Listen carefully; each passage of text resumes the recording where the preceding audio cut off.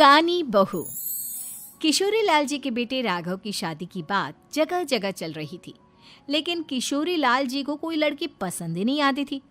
और उसकी एक ही वजह थी, किशोरी लाल जी का लालची होना। उनको लड़की वालों से मोटा दहेज चाहिए था और इसी चक्कर में एक दिन वो एक बहुत पैसे वाले के घर अपने बेटे का रिश्ता लेकर पहुंचे।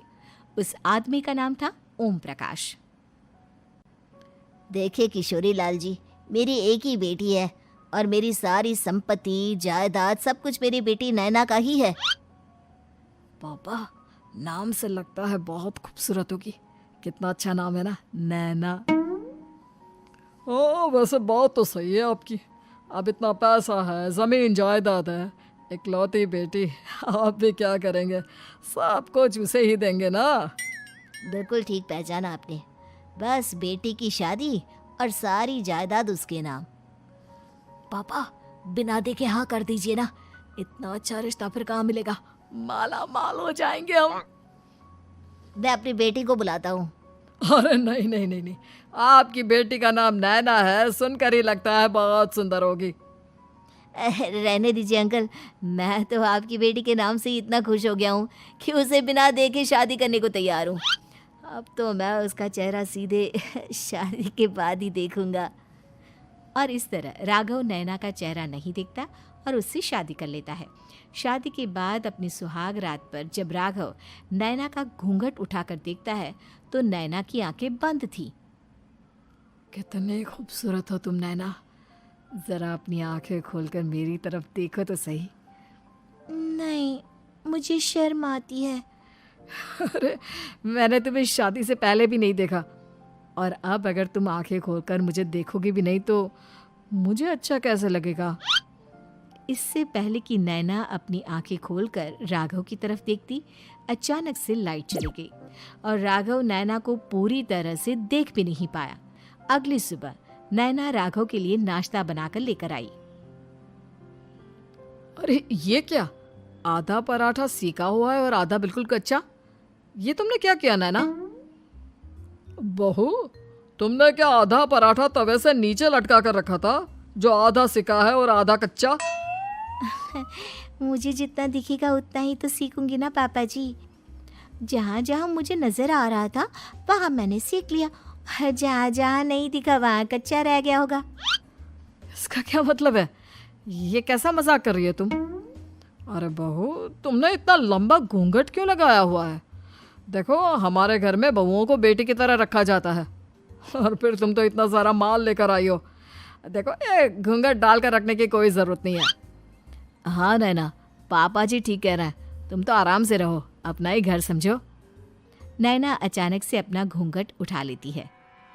अरे ये क्या पापा, नैना की तो एक आंख फूटी हुई है। नाम से नैना, लेकिन ये तो कानी बहू निकली। मेरे साथ धोखा हुआ है, धोखा। बिना दिखाए अपनी कानी लड़की मेरे संग ब्याह दी। मुझे कानी बीवी नहीं चाहिए। मुझे अभी ओम प्रकाश जी से बात करनी पड़ेगी।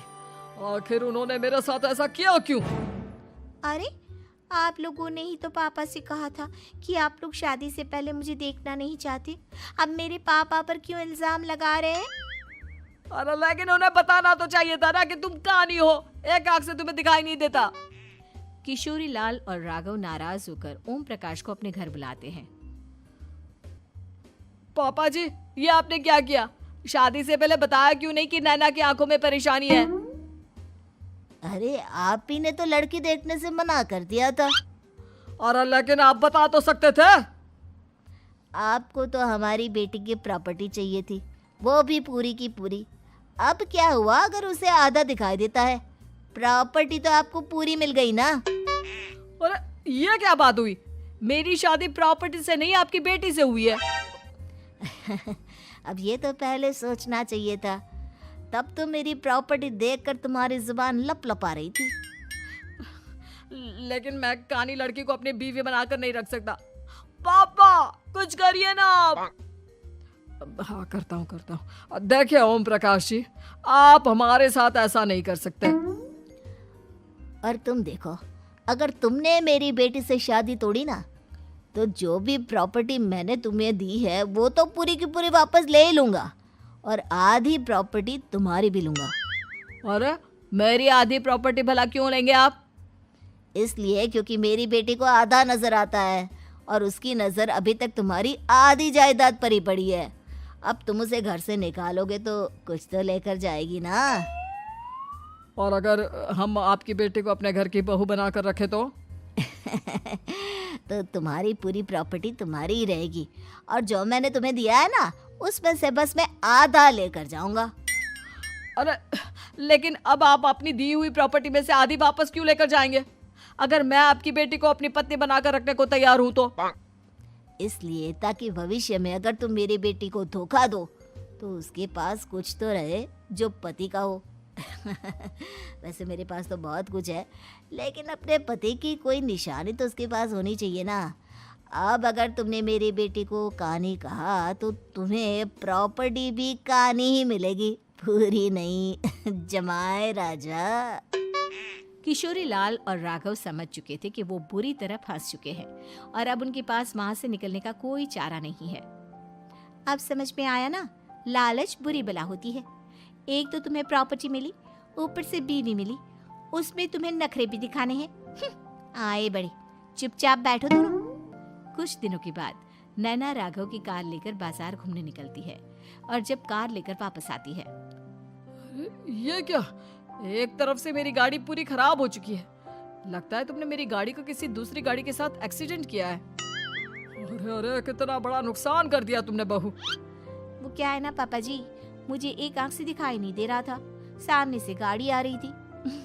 मुझे तो सिर्फ आधा ही दिखाई दिया और वो गाड़ी मेरी कार से रगड़ते हुए निकल गई। अब मैं क्या करूं बताओ? आप इसे ठीक कराने के पैसे कौन देगा? तुम्हारे पापा।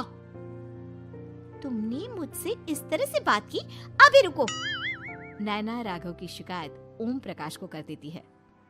देखो राघव, अब जो मेरी आधी प्रॉपर्टी तुम्हारे पास थी ना, उसमें से आधी और मैं लेकर जाऊंगा, क्योंकि तुमने मेरी बेटी को डांटा। अरे नहीं नहीं पापा जी, गलती हो गई, माफ कर दो। गलती की तो कोई गुंजाइश ही नहीं। अगली बार मेरी बेटी को डांटा तो बची हुई आधी में से आधी और ले जाऊंगा। लालच के चक्कर में हम दोनों ने बहुत बड़ी गलती कर दी बेटा। एक तो तुम्हें कानी बहू मिली और ऊपर से जो माल मिला वो भी काना। इस तरह राघव की हर एक गलती पर ओम प्रकाश उसकी प्रॉपर्टी का आधा आधा हिस्सा लेकर अपना सारा माल वापस ले गया और राघव को कानी बीवी से काम चलाना पड़ा। भाई लालच वाकई में बुरी बला है।